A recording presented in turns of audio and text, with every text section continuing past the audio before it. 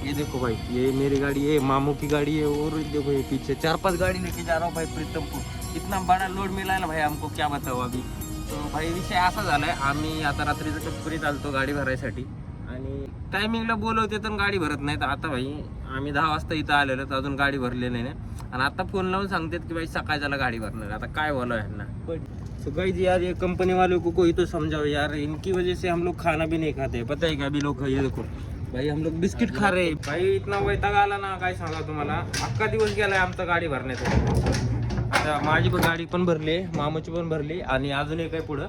आम्ही तिघ जण पण सोबत जाणार आहेत आणि पहिल्या 2 गाड्या होत्या त्या पुढे गेल्यात आणि अजून भरायला चालू आहेत. सो गाइस अभी गाड़ी भर के हो गया था और मैं आ गया अपने घर पे, क्योंकि अपने को नहाने का कल नहाया नहीं था. तो नहाता हूँ, फ्रेश होता हूँ, खाना पीना खा के अपन 8 बजे निवास निकलेंगे. तो गाइस अभी मस्त आंघोल करके हो गया है, मस्त कपड़े वपड़े घाला है.